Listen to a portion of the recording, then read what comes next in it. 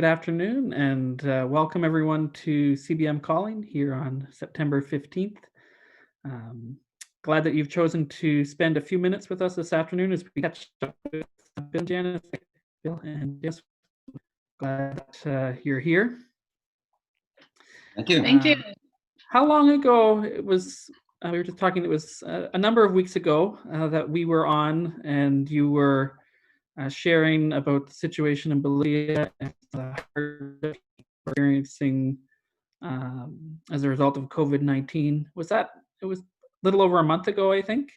Maybe even a little over a month ago. Probably Wow. more like Time moved months or quickly. so. What now so right off the bat, let me just start by saying the room that you're in is a very different room than you were in Yes. My office during hours. our call. In Calgary. In Calgary. So we'll get to that as how you've transitioned to be based in Canada. But as we start, I wonder if you could just give us an update on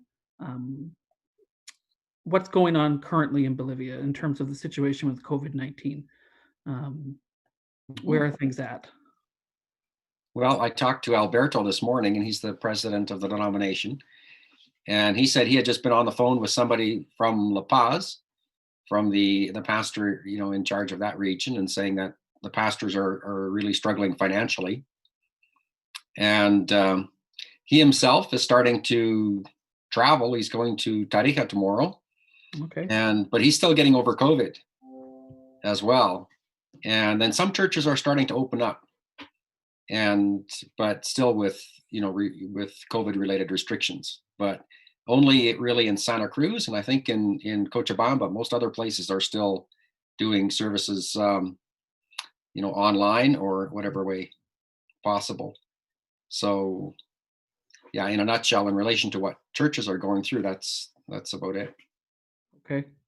And the number of cases that they have continued to rise? Yeah, I just looked at it this morning as well in preparation for this call. And at their peak, there was about 2,000 official new cases a day. And now it's down to about 1,000 new cases per day. And when you look at the chart as to what it's doing, it's still going, it's still not leveling off, but it's just not going up as quickly. Right. We were saying earlier that, like in Canada, we're sort of anticipating or a bit leery this last week about a second wave as the curve starts to go up again. But in Bolivia, they never really leveled off and came down. It just continues to rise. Yeah, it's just been a steady rise. It's fairly flat at the start, and then it just started to rise. Yeah. So with that reality, that has had a part to play in why your office now looks different than in the last call. So can you talk a little bit about the decision to return to Canada and be based here? What led to that and all of that? I mean, it might be a really simple answer, but chat about that. I've answered all the questions so far, so it's Janice's turn. Well, the reason when this whole COVID thing first started, we were given the option of returning to Canada or staying where we were. At that point, we were still waiting to be able to get our visas are renewed. And the current visa that we have, which we finally did get renewed the end of July, enables us to be out of the country for almost 2 years at a time instead of the 90 days per year restriction that we had before. And so we really wanted to get that visa before leaving Bolivia, knowing that it would probably be longer than 90 days that we would be out of the country. That was one of the reasons for staying. When the cases kept going up and hospitals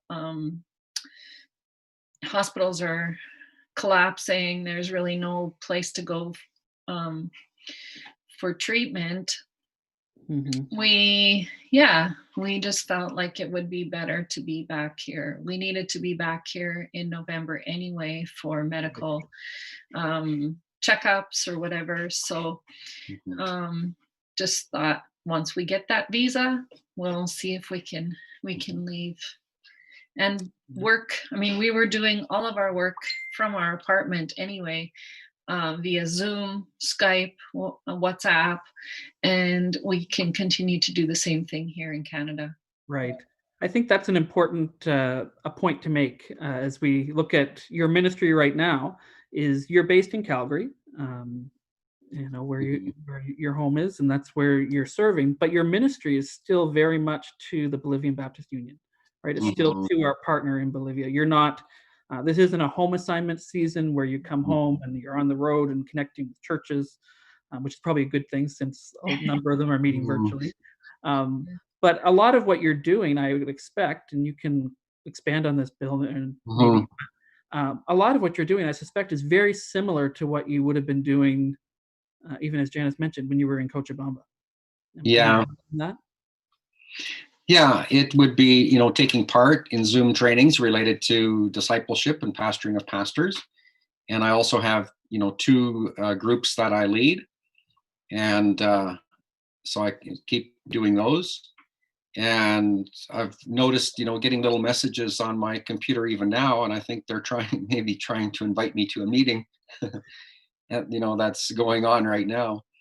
And so even with WhatsApp, I'll be at the kitchen table or whatever, and somebody will be a pastor from Bolivia that'll be calling me on WhatsApp. And so, yeah, that part of it continues. And I mean, at first we thought this might only be like a month. But it just kept being extended, and even now, they're in quarantine, and they're going to be, starting to open up, but there doesn't really seem to be a good scientific reason for opening up. Right. But so it just continues. But yeah, my the activities that I was doing there were all over the internet anyway, and I actually have a better connection here than I did there. So there's, it's actually, that part of it's working better. Yeah. He actually preached in a church in Oruro on Sunday evening. Okay. Via Zoom. Yeah. Yeah. I think for all the maybe complaining we do sometimes about being constantly connected, and maybe some of the aspects of the internet, it certainly has been technology has been a saving grace in terms of ministry in this pandemic season. We've seen that with churches in Canada as they've moved to virtual services, Zoom small groups, whatever, all sorts of variety. We've seen it with churches in Bolivia, and now it's how you're continuing to serve in this global role while being based in Calgary because of the health situation in Bolivia. So yeah. I think everybody's used to that the preaching in Oruro, that wasn't planned before we left. That was just a pastor contacting me and saying, can you preach at this time in our church? And so and there weren't actually a lot of people. There were like, I don't know, maybe 20 participants on the service. So it wasn't, a large group or church, but like you say, a lot of people, not everybody. There are lots who don't have any connection at all. But, for a lot of people, it is possible to connect, especially via Zoom. That's great. We've got some people saying hello. Ali Wardana says hi. I think you know him well. And Norma and Robert Coy say hi, watching from Hamilton. Thanks for joining with us. There's lots of people here in Canada, Bill and Janice, that care about you and support you in your ministry. How can they pray for Church in Bolivia? How can they be praying for you? The church in Bolivia, I think, especially as they begin to open up. I mean, some churches, they look at it and say, I think everybody here has already had COVID and they're just opening up and don't care. But, the denomination is really trying to encourage people to use good biosecurity practices. And so they've had a number of seminars related to that. And so churches in Santa Cruz, churches in Cochabamba, and probably elsewhere are going to start to have church services where face-to-face kind of services. And so I think pray for wisdom, pray for compliance, pray for protection, as churches begin to do that. And as Alberto said this morning, financially, the churches haven't been having regular offerings, and I suppose those that that can rely on tithes, which is probably 20%, would probably be doing well. But they're probably 60 to 80% that are relying just on offerings that come in, and where the pastor is reliant on those offerings as well, along with working an additional job to make ends meet. Those are the churches that'll really be struggling, and the pastors that'll really be struggling. So yeah, pray for them. Okay. And also pray for, there's an election coming up in October. Okay. Yeah. So October 18th, I think, is the election. So that will be there's a lot of protests, demonstrations, unrest around that.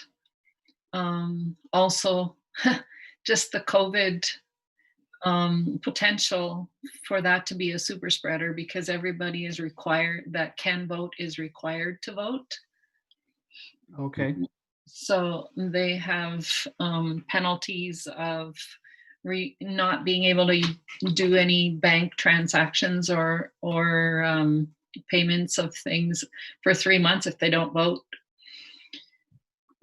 And as far as I know, they don't have mail-in ballots or advance polls, so it's everybody on that day going to vote. Yeah. The mail system didn't work so good. No.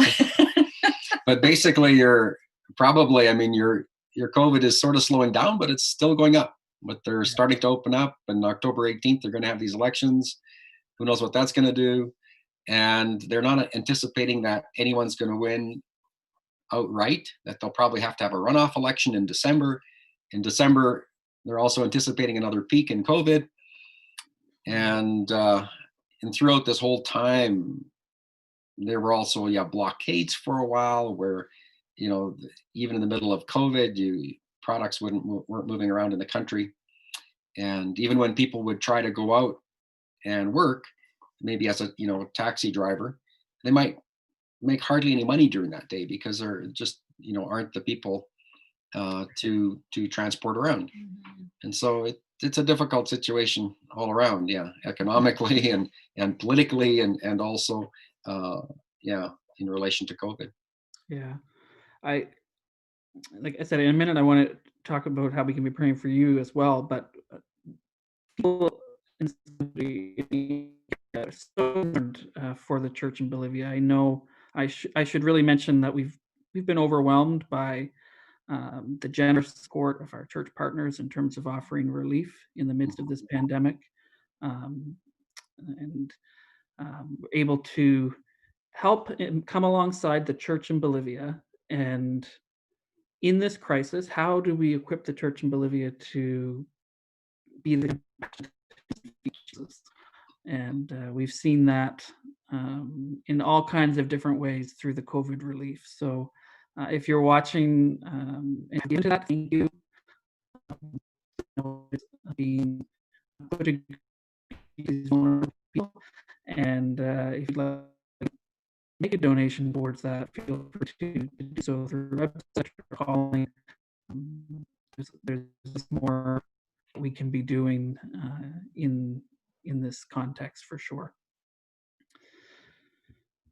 Bill and Janice, how can we pray for you specifically as you continue Bolivia while living in Calgary? I mean, on the positive side, we're back in Calgary. We feel safer.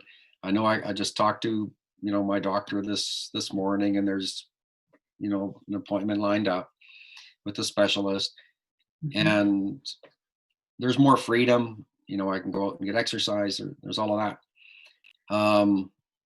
But at the same time, we're not actually in Bolivia.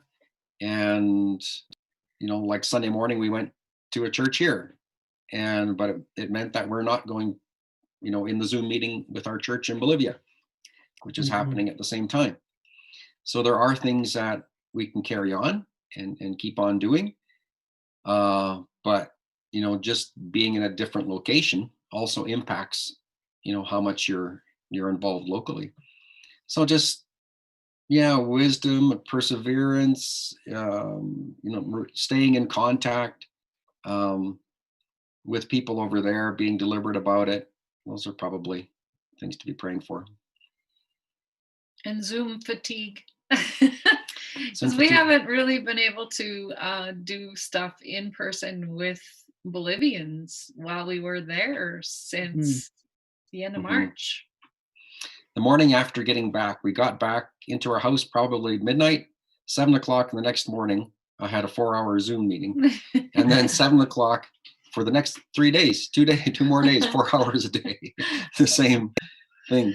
And so, yeah, Zoom is okay, but I mean, you don't have even the interaction we're having now. For the most time, you're just kind of watching. So Zoom fatigue as well. Yeah, it's certainly not the ideal, but what we have currently with all that's going on with COVID. Yeah. All right. Well, thank you, Bill and Janice, for being on another Zoom call to share with people just how God is at work in Bolivia and how he continues to be at work through you in Bolivia while you're living in Calgary. As you meet with our friends in Bolivia, please pass on the greetings of the church in Canada. Let them know that they're not in this alone.